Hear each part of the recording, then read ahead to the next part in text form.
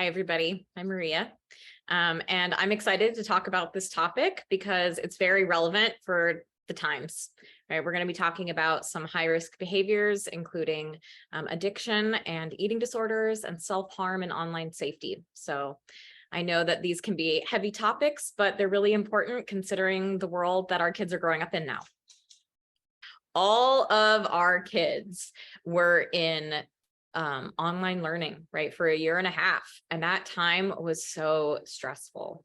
You can go to the first slide if you want, Peggy. But yeah, that time was so stressful. And here's why, right, is it is less of a connection to be online versus in person.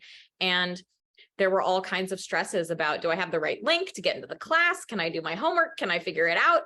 And that time was especially hard for children and adolescents who are so peer focused developmentally.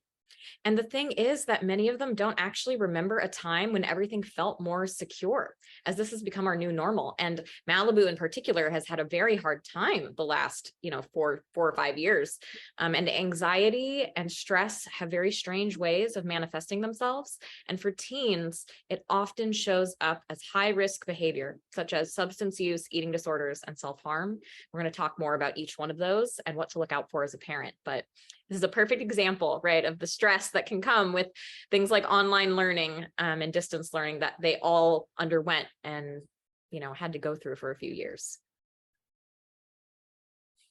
So I'd love us to watch this video about understanding teens. It's kind of humorous, but it also gives some good science about what's going on in a teen's brain.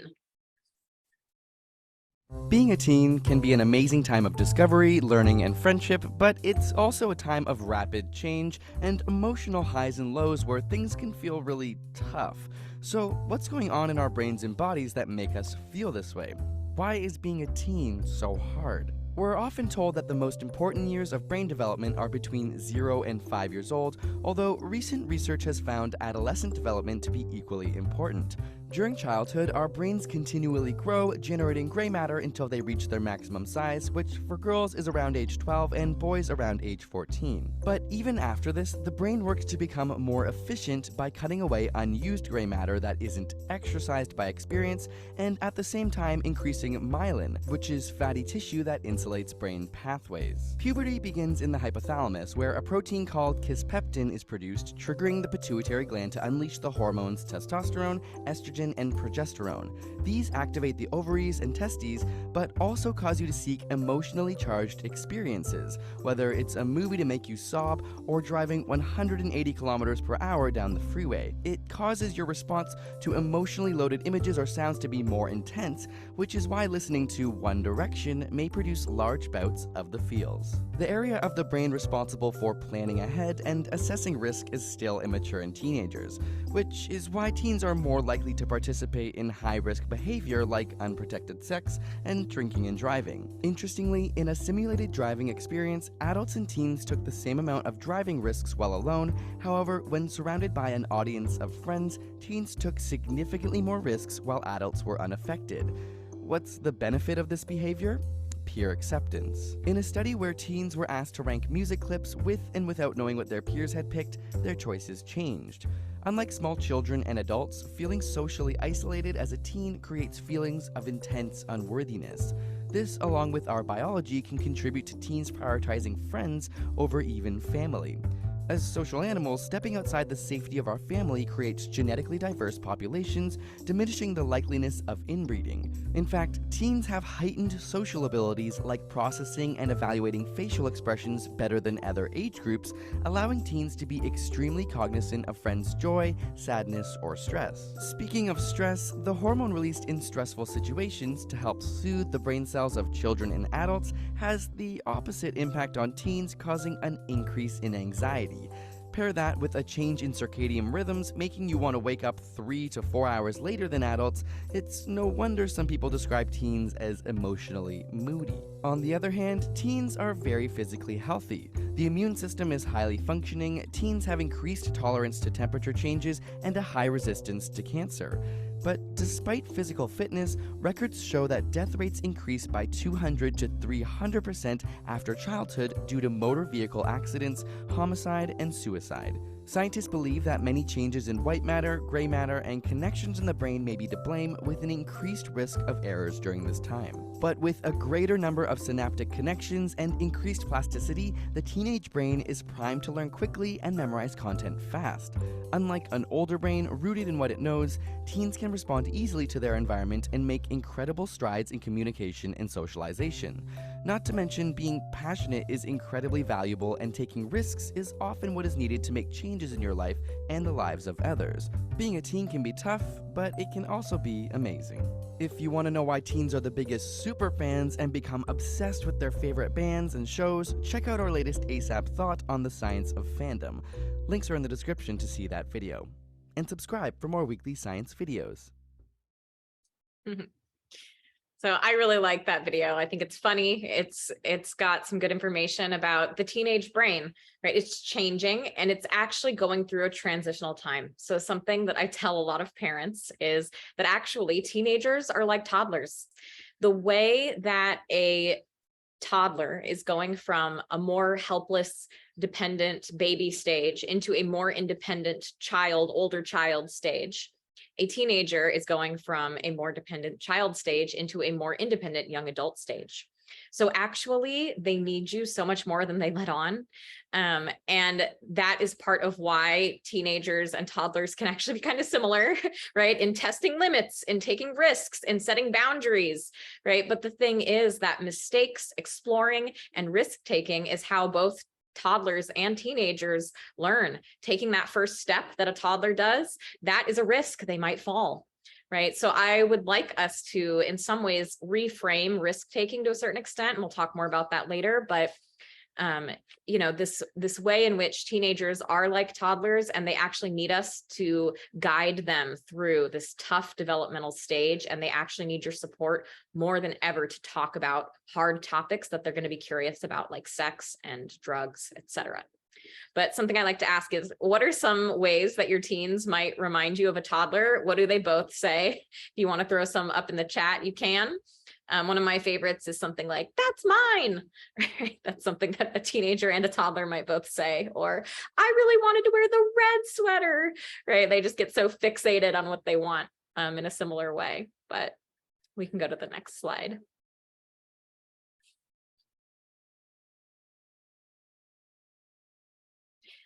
So the first thing that I want to talk about is drug and alcohol use, substance use. And actually, I have good and bad news. The good news is that overall, substance use in general is down and actually has not risen significantly since 2020.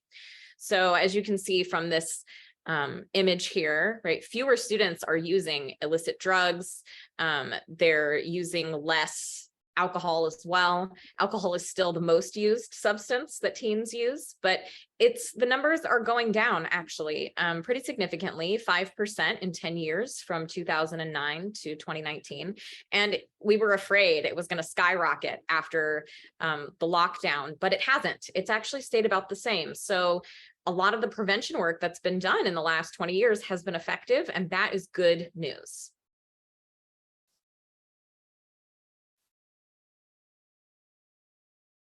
So alcohol, like I said, is still the most commonly used substance among young people. And, in the last 30 days, about 30% drank alcohol, right? So again, this is actually declining and it's down, which is great. But on the next slide, we'll see that the problem is, and why we're talking about this and why it's important, is although drug use has gone down, overdosing has unfortunately gone up. And that is because of the increase in fentanyls that is now in the drug supply. So fentanyl is an opioid. It's a manufactured opioid, and it is often used to cut other drugs, whether that's pills like Vicodin or something like cocaine or MDMA or ecstasy.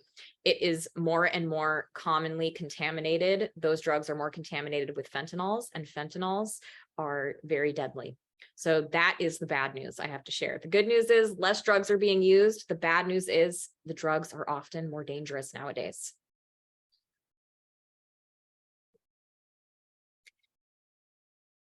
So in 2020, adolescents experienced a greater relative increase in overdose mortality.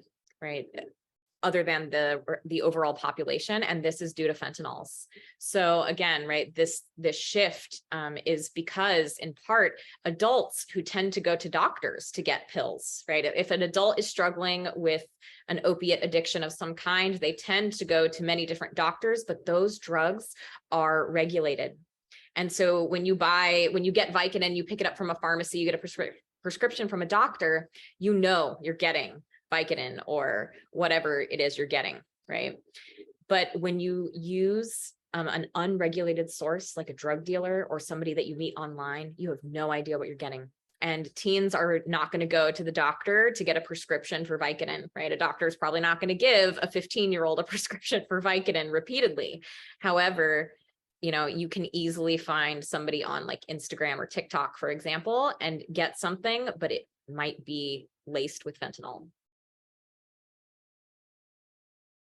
So this graph shows the number of pills containing fentanyl that were seized by law enforcement starting in 2018. So as you can see, it is exponential. It's kind of scary how much it's gone up, right? We started with 290,000 and now we're at like almost 10 million. So it has really increased in the last few years. And this is why we're talking about this topic, right? Why talking about overdose and drug use is so important. So some behaviors to look out for if you are afraid that your kid's behavior is changing or acting strange is sudden changes in mood, irritability, and especially withdrawing from previously enjoyed activities. If they used to love sports and now they've quit all of their sports teams, that's a little red flag. What's going on? Lying about what they're doing or who they're with, extra sleepiness, forgetfulness, low energy levels, a lowering of grades or extracurricular performance, stealing things or things going missing, bursts of energy followed by periods of low energy, more impulsive behavior or secrets, hiding, and locked doors. I know this can be hard because some of this is like just normal teen behavior. Like what teen isn't irritable or moody or, changes like, I don't like sports anymore. Now I love art or whatever, right? Like big swings and changes are normal for teens. I'm talking about if you're noticing something that's concerning you, right? Like, your kid best. If you're seeing behaviors that seem out of the blue or strange, especially this like withdrawing from previously enjoyed activities and the bursts of energy followed by low energy, right? That's something to really pay attention to and notice. But prevention is key. And like I said, the good news is less and less kids are doing drugs and drinking. And I think it's because of all of this prevention work that has been done and more honest conversations that are happening. So teens who report being able to talk to their parents about hard topics are more likely to come forward if they are struggling. And I think it's very important for you to know who your kids' friends are and those friends' families. Be invested in knowing your child's community. Give your kids opportunities as well to tell you that they need help without getting in trouble. So we're going to go over some things to say on the next slide. So here are some examples of some things I might say to my teen. And I think it's important to be really clear. Sometimes parents are afraid of being very specific and clear. Like they try to just give a vibe or give like a, they're trying to be subtle. Don't be subtle, just be frank in this way. If you're ever at a party and you're uncomfortable, call me at any time and I will pick you up. If you are ever drunk or high somewhere and cannot get a ride home, I would rather you call me than drive drunk or let someone else drive you drunk. And I know there's a big party this weekend. Let's get you some fentanyl strips to test things, right? So we'll go over this later too, but information is not permission. Right? By providing your child with something like fentanyl strips, you are not saying, go ahead, go do some drugs. It's fine. That's not what you're doing, right? You're just giving them something that could save their life or their friend's life.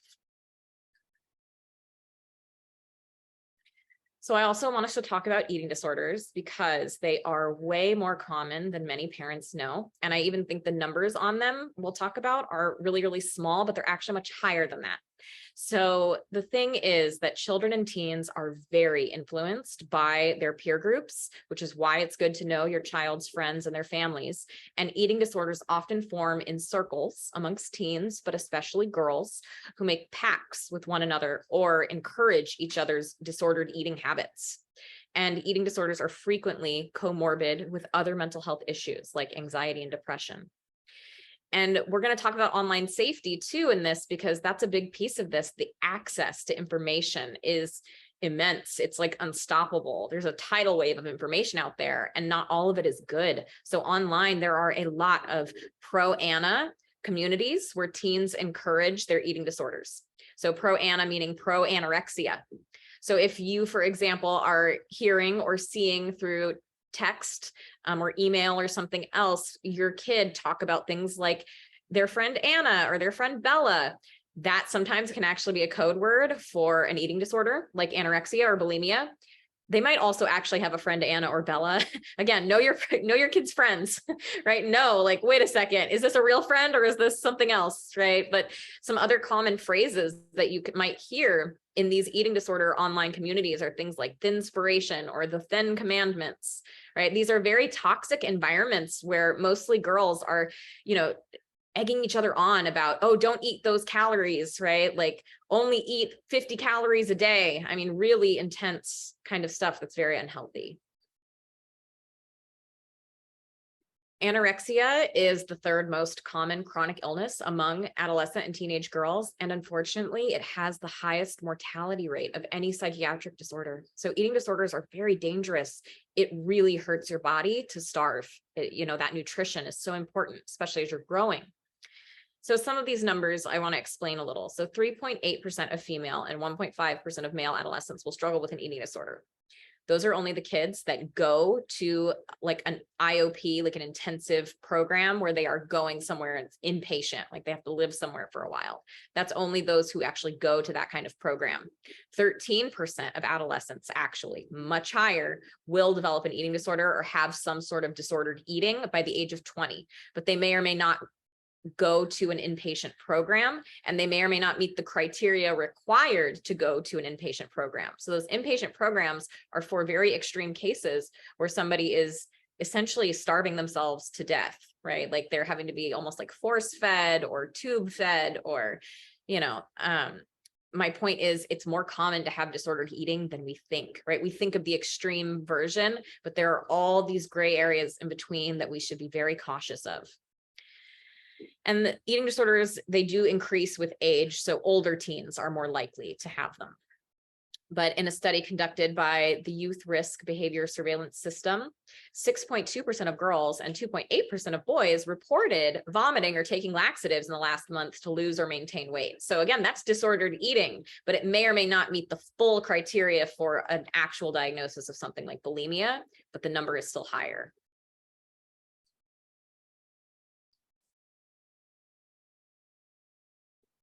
So some anorexia symptoms and warning signs, right? Being very preoccupied with weight or body shape, and a belief that you're overweight or fat despite being either severely underweight or just a normal weight, right? Sometimes too, we have this assumption that if you have anorexia, you must be thin. That's not always true. Sometimes, body shapes are different. But if your self-esteem is very significantly linked with your body shape or size, for girls, losing menstruation, brittle hair, digestive issues, even cardiac issues can be caused by anorexia. So if you're noticing some of these behaviors in your child, like they're restricting what they eat, they have some food rituals, all of a sudden they say, I'm vegan, right? Or I'm vegetarian, out of the blue, right? These are things to just pay attention to, especially if they're talking about dieting, if they're obsessed with dieting or calories, right? If they seem to be avoiding eating or they are compulsively exercising, these are the things to pay attention to. Bulimia is when we binge and purge. So that's the vomiting or using laxatives, eating a lot, then vomiting or using laxatives, right? So eating significant amounts of food in a limited time, which is binging, then experiencing a lot of guilt and shame or anxiety, having that preoccupation with body weight or shape, and then purging food after eating, the use of diet pills or diuretics, and also excessive exercise. So again, some things to look out for with bulimia, these things can be sneaky. But if you notice that your teen is making frequent trips to the bathroom after meals, especially if they come out smelling very strongly of perfume or mouthwash, that might mean that they've been vomiting. If you notice them drinking excessive amounts of water, like kind of trying to flush something out of their system, if they are using lots of breath freshening products or perfume, dental problems, if you're noticing calluses on the back of their knuckles, that can sometimes be from inducing vomiting, or if you're seeing evidence of binge eating, like large amounts of food being gone or fighting a lot of hidden food wrappers, right? All of these can be warning signs and things to look out for. There is also binge eating with no purging. So it's the same as the bulimia, except no purging. You just are eating in a binging kind of a way. So feeling unable to control or stop the binging, and then feeling disgusted with yourself, sad, guilty, creating food rituals or changing plans in order to binge. Eating even if you're not full or hungry, and eating alone or in secret due to feeling embarrassed about the amount of food, and then also rapid eating.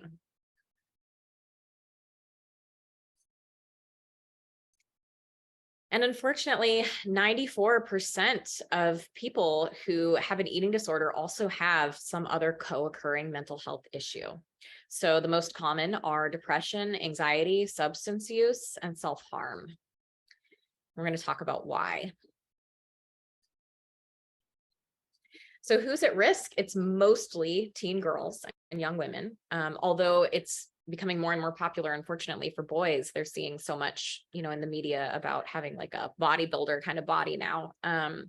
But it's much higher actually in athletes. Athletes are more at risk for developing an eating disorder, 13.5% of them struggling. And for women in particular, the sports that have the highest eating disorder are dance, gymnastics, and figure skating. But also models and anybody who's in the fashion industry is at a higher risk. And the thing is that diet culture and losing weight is so praised in our society. So it's very important that you are very careful about what you say around your teen, even about yourself or other people's bodies, right? Don't put down yourself in front of your kid or your teen. Don't talk about dieting in front of them necessarily. Dieting is actually not usually something that I recommend children or teens think about. Teens who diet are much more likely to develop an eating disorder. So I know this is so hard because sometimes parents really want to focus on good food and bad food or healthy food, right? But the thing is that food does not have morality. So I try to coach parents to use the phrase sometimes foods, right? I might say to a child or a teen, McDonald's is a sometimes food. You can have it sometimes. If you're looking for something that you get to have every afternoon, that's a very nutritious snack, let's talk about what's going to feel healthy and satisfying in your body, right? And going to fill you up and make you feel good. But McDonald's is more of a sometimes food. So you're taking some of the morality out of it by using a phrase like sometimes. Just don't comment on a child or teen's weight. Find other things to compliment or mention. If you are concerned about a child's body weight, talk to their doctor. Don't just talk at them about what they eat. And media has a very heavy impact on body image. So it's important to be aware of what your kids are watching. And I want to talk a little bit about orthorexia, which does not have specific diagnostic classification at this time. It's still being studied, but it is extremely popular, especially in the last 10 years. It is an obsession with eating only healthy foods. So that means really avoiding things like sugar or cake or, those sometimes foods, right? Not even allowing yourself to have them sometimes, being so preoccupied that you can only eat healthy food that you're freaking out if you don't get to prepare the food yourself or have only healthy food. So an estimated of 21 to 57% of the general population engage in orthorexic behaviors, but it tends to be twice as high in women as in men. So I have some what would you do's, and feel free to put your answers up in the chat. I would love to engage with you guys. What would you do if you notice that your teen has completely stopped eating pasta, bread, potatoes, These are all things that they used to love. And they tell you that the reason is that they've read something about blood sugar metabolism and they want to be healthy. What might you say? Any ideas?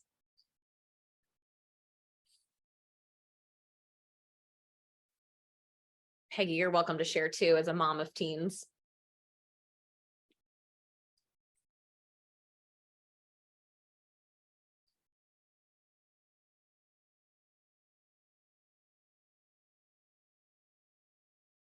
We can go over some answers, just some thoughts.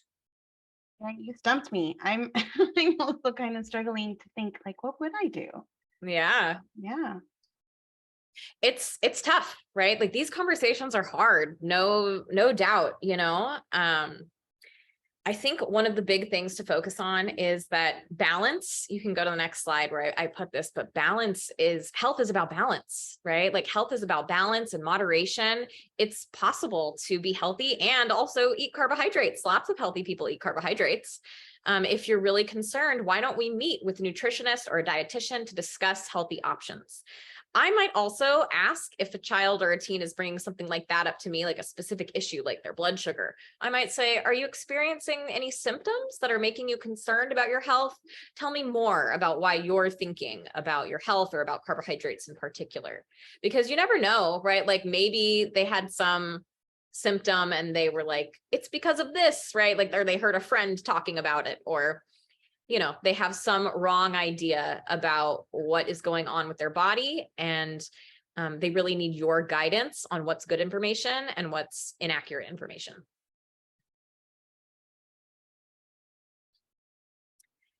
Here's another one. Your teen asks to eat alone in their room frequently, or you start to notice that they go into the bathroom after dinner and come out smelling strongly of perfume. What might you do or say? And remember, the perfume or the breath fresheners are often a sign of bulimia.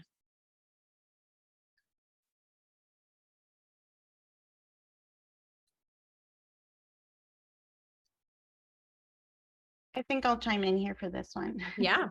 So I think if this is happening, and I know a lot of during the COVID, right? Like they had to eat in front of the camera because of school. So they were in front of the computer. And I think a lot of times it was okay to go eat in your room. But making it a rule now that it's okay now, not now, to focus on family time, being like when we eat dinner, when we eat lunch, let's check in, how are we doing? And being able to kind of return to that is really important. But if we do notice this, I think it's really important. Hey, I'm noticing that you are going to eat in your room. What's going on? I want to, this is time that we usually talk. So what's going on? And especially if there's some signs of any perfume or anything else that may make me question what's going on. Yeah, absolutely. I think that's all a great response. I think the thing to keep in mind is it's not actually like normal for a teen or a child to want to go eat alone a lot, right? Every once in a while, if they had a bad day, if they're annoyed by their sibling, sure, we all have moments where we want to be alone.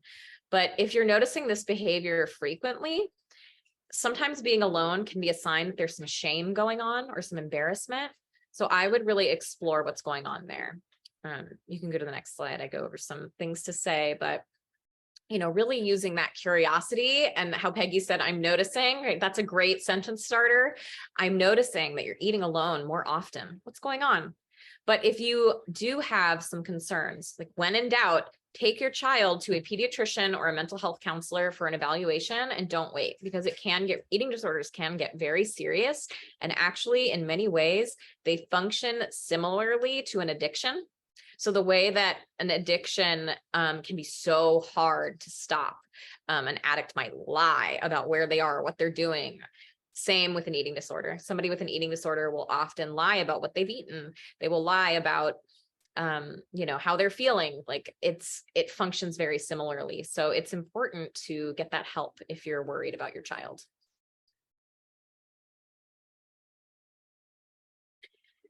Self-harm can often go as well with eating disorders, especially. It's very, very common. It's 61% who who have eating disorders report self-injurious behavior.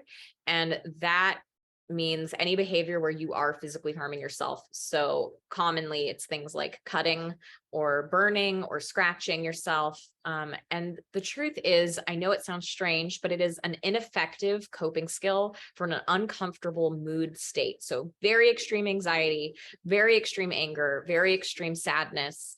And it sounds strange sometimes to people who do not have that impulse to cut themselves, for example, but the cutting is an attempt to self-soothe when you're feeling really, really bad, because the physical pain feels better than the emotional pain.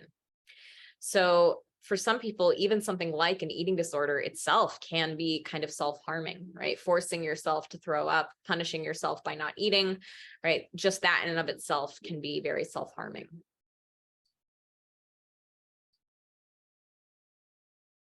And it's important to know that self-harm is not actually the same as being suicidal or having suicidal thoughts or a desire to end your life, but they can overlap. So they do have some overlap, but they're not exactly the same, right? Again, self-harm is an unhealthy form of self-soothing. So that cutting, that scratching and burning as a way to avoid emotional pain, the physical pain feels like a release instead of having like an emotional release, like crying, for example. But if you're noticing marks on your teen's body that you did not notice before, often on the arms, the wrists, the thighs, the sides, etc., it's a very good idea to take them for an evaluation by a professional. So what would you do if you saw self-harm marks on your child? You know, I can't imagine how scary that would be as a parent, but try your best to remain open and curious and stay as calm as possible, but express genuine concern.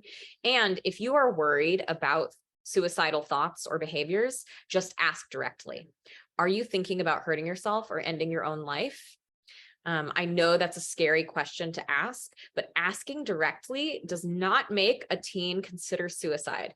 That's misinformation. Sometimes people are afraid if I bring it up, that's going to give them the idea, but that's actually not true. In fact, it might actually stop them if they are thinking about it, right? If they are thinking about it, they probably actually want you to know and they want you to intervene. They may not act like it, but they do. So this is a great question if you are worried, right? Just ask directly. It's probably the thing that's going to stop them if they are thinking about it. So here are some harm reduction methods.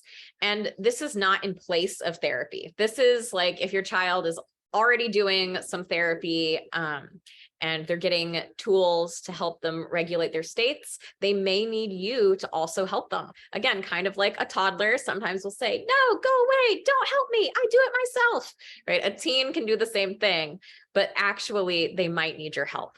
So if your teen comes to you and is very, very anxious or very angry or sad, and maybe they have a history of self-harm, these are some behaviors to offer them in replacement. So things like holding an ice cube, holding it in your hand and your fist, or you can run it down your arms or legs. The cold kind of hurts, but it's not actually going to hurt you. So it's a great way to get that painful sensation without actually hurting yourself. You can also snap a rubber band like on your wrist, right, as a small amount of pain. You can draw on the skin with a marker. Sometimes something like peeling an orange or a fidget toy can be very helpful. You can put a drop of hot sauce on the tongue or eat a very strongly flavored candy that's spicy or sour or something like an Altoid or a Warhead. But really, these are just ways to let your child know that they can come to you at any time with anything and that you're going to stay calm and you're going to help them. Right? So if they come to you and they're panicking and they're crying, all right, that's the time to go get an ice cube for them and hand it to them, right? Just put it in their hand, hold the ice cube, feel the ice, right? They may really need you to do that with them.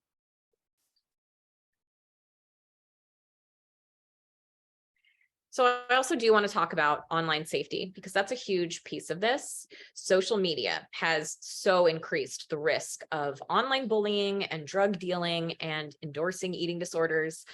Online bullying went up 600% during quarantine.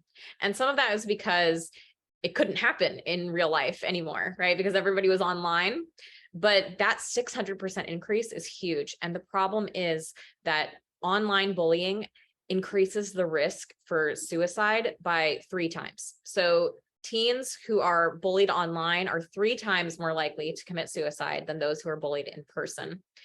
In-person bullying also increases the risk, but online is worse. And it's because the audience is so much bigger. If you do something embarrassing at school, maybe 50, 100 people see, it's embarrassing. It's usually over in a week. Online, it goes viral. Millions of people see. People are texting you and emailing you. It's terrible, right? It's very embarrassing. It's very violating. So the other thing is that teens are now very easily able to meet with strangers on the internet who may offer them drugs, alcohol, pretend to be somebody else.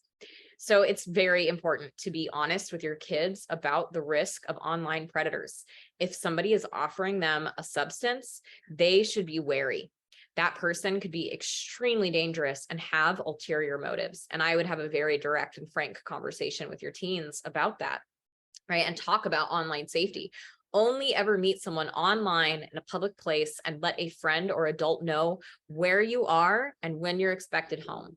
So the way I might put it to my teen is, look, if you are going to buy some sort of substance online from somebody and you don't want to tell me what you're doing, okay, right? Like, I get that you're not going to tell me directly, I'm going to go buy drugs from this person I met online, right? Who's going to tell their parent that?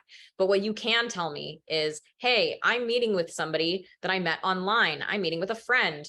We're going to meet at this Starbucks. I will be home by 6.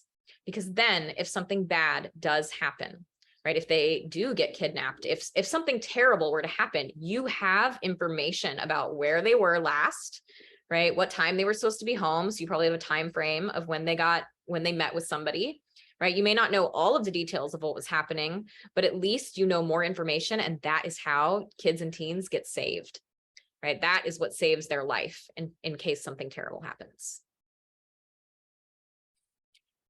So a lot has happened in the Malibu community in the last 6 years, right? The Woolsey fire and the pandemic and the lockdown. And the thing is that as adults, for one, our brain is fully developed and we have the perspective of many years of the ups and downs of life. But your teens may not remember a time that felt truly, truly settled. So it's important to pull them closer right now and know more of what's going on and who they're hanging out with and who they're talking to and what they're watching. And again, their friends.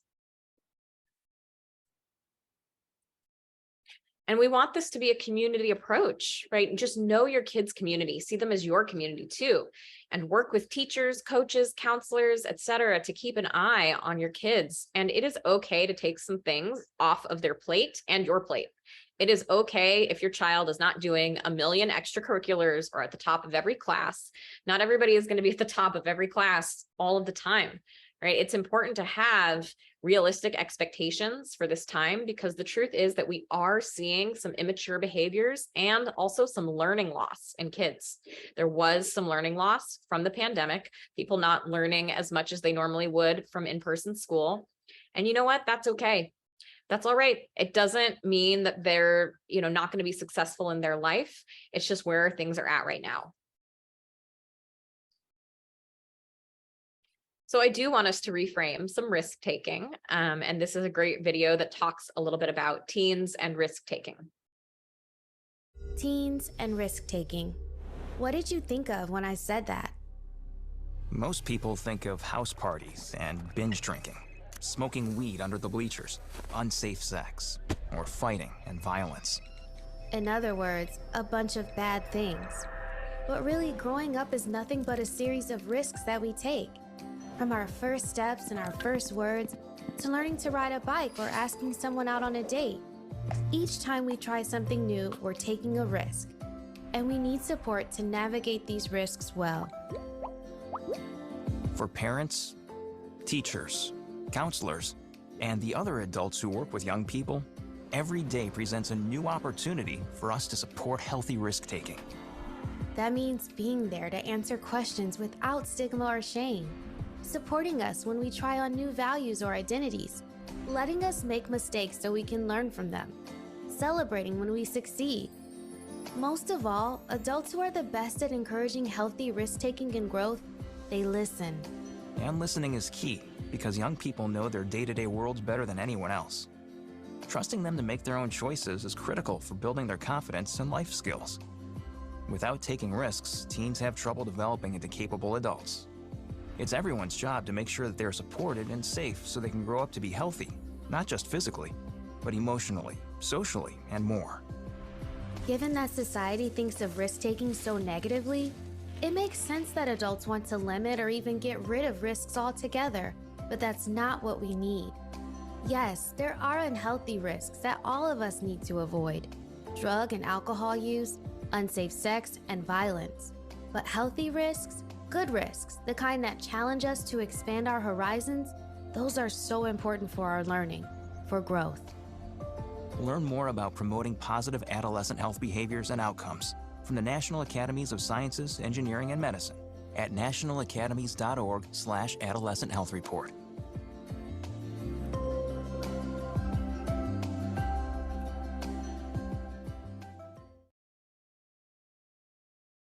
So I like this idea of understanding that risk is how teens learn oftentimes. It's how all of us learn, right? By taking a risk and doing something new.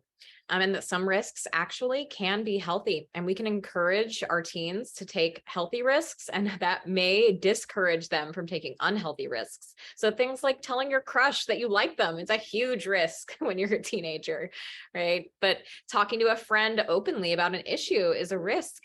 Being vulnerable is risky, but it's often worth it. And when we model healthy risk taking to our teens, we encourage them in positive ways. They are watching you and they are looking to you about how to handle situations. So it's important also to have these very open conversations and start young, under 14. Teens are more likely to listen and take parental input, especially about sex and relationships, if they are 14 and under. So sometimes people are afraid, oh, they're too young, I can't talk about that yet. No, now is the time when they are young, because once they're over 14, the party's over, they're listening to their friends and mom and dad are a loser, right? So it's very important to get these things in early so that you can give them correct, accurate information.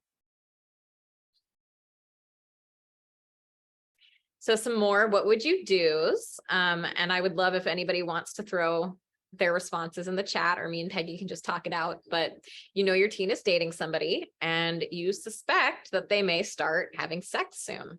What would you do? How would you respond?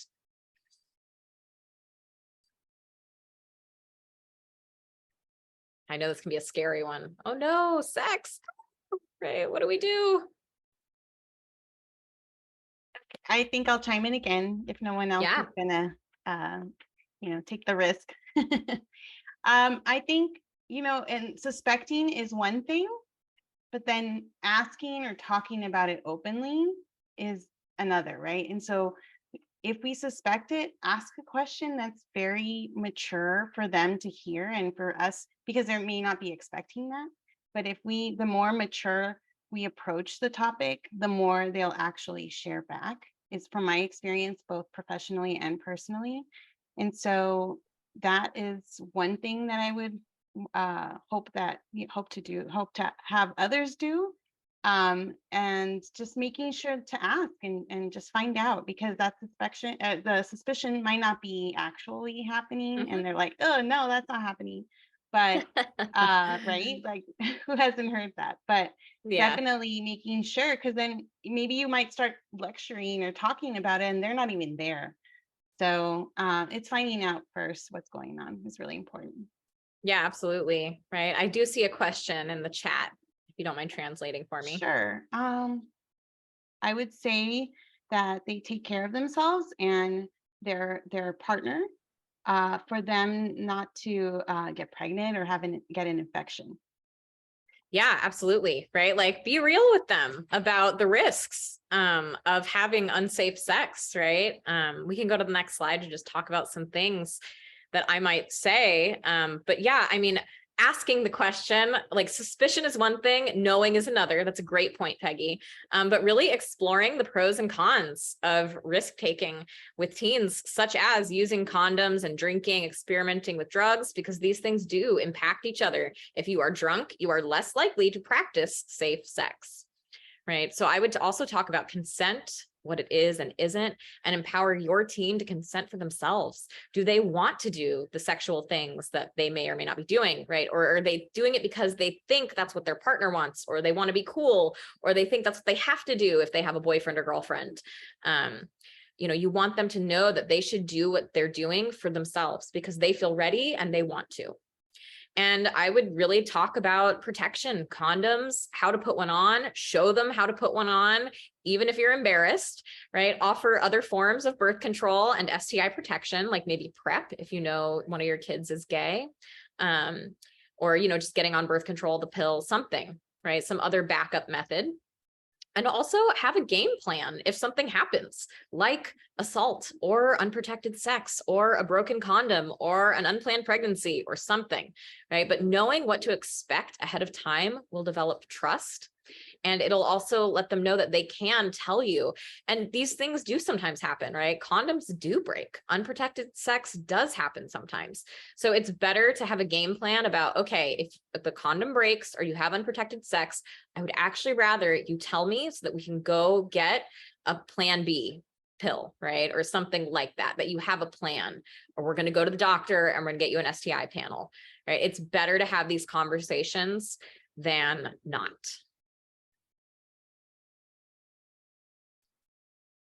Here's another one.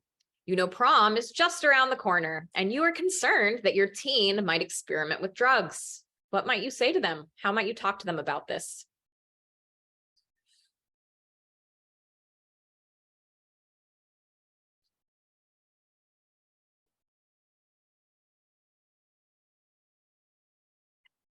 What do you think, Peggy? Any of your kids going to prom soon? Not yet, but it's coming. It's coming one day. Yeah, soon enough. And I think knowing already what's going on with drugs or drug use or thinking about it and all of that is really important. Has it crossed their mind? What's their group of friends doing?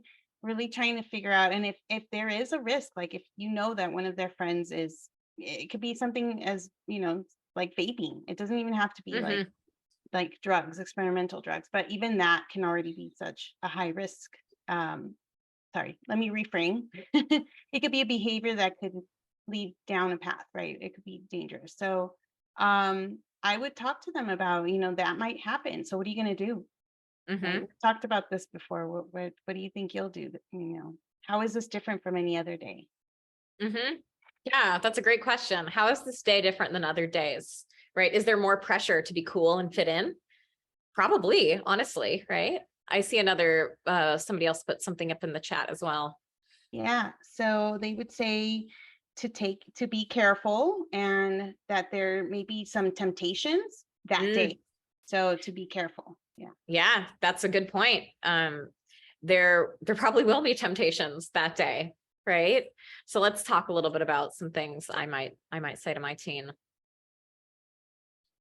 So I would talk about mixing drugs in particular. It's very dangerous. Don't mix drugs, right? Don't do alcohol and pills. Oh my gosh, danger. And try not to do drugs alone ever. Right? If you're going to do drugs, this might be what I would say, right? And I know that this can sound very scary sometimes to parents, but if you're going to do drugs, do it in a group of well-known friends, not strangers, well-known friends, and stagger your dosing to see if anything happens, right? So somebody starts small, you're paying attention. Are they feeling okay? Are they overdosing? No. Okay. Right. Again, this is harm reduction. And you're not necessarily saying, yes, go do the drugs, right? It's more like, if you're going to do it, I want you to be as safe as possible. And you could save their life this way, right? I might also give them fentanyl strips and say, here, test any drugs that you or your friends are going to do, especially party drugs, right? Please just test them. And also you can have Narcan or naloxone on hand in case of an accidental overdose. These are actually, they're opiate antagonists. They stop an overdose in the moment. They're very easy to get a hold of. They can be like a shot, like an EpiPen, or they can be a nasal spray. You can get them very easily, and they're very cheap, like $5 or something. Same with the fentanyl strips. These are not expensive, right? But I might prepare my teen, even if they're like, no, mom, oh my God, I'm not bringing that with me. I'm not going to do those drugs. Or I would say, just keep it in your backpack. Okay. Just stick it in your backpack. You have it just in case. Maybe you don't use it. I would feel safer with you having it on hand. Right. But this is how you let your teen know they can call you no matter what, and that you would always rather hear from them and be able to help than for something tragic to happen. And information is not permission, right? I'll say that over and over. We are not saying, yes, go out, do the party drugs. It's totally fine. Here's a fentanyl strip. You'll be fine, right? Like, that's not what we're saying.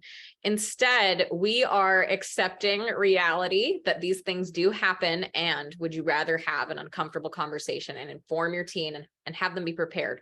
Or would you rather leave them uninformed? I would rather have them be informed. And again, right, giving information and safety is not the same as permission. Make sure that your kids are okay and not just blindly achieving or trying to fit in somewhere.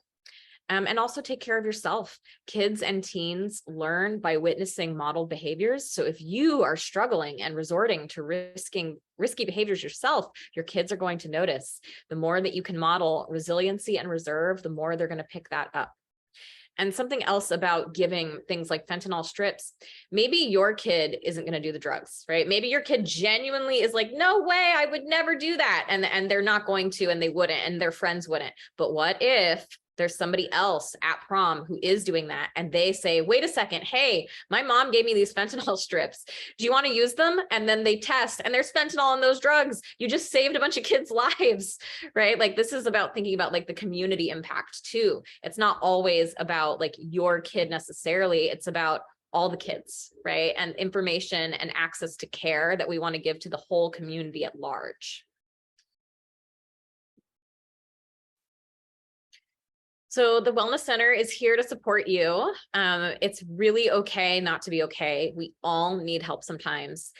You can reach out for services if you need it as a parent. Get your teen into a service if you're concerned. We offer free counseling to the community, and we're here to support you.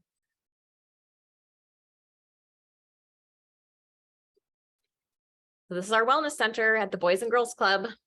Right? We offer lots of services, free mental health services. All of our services are free.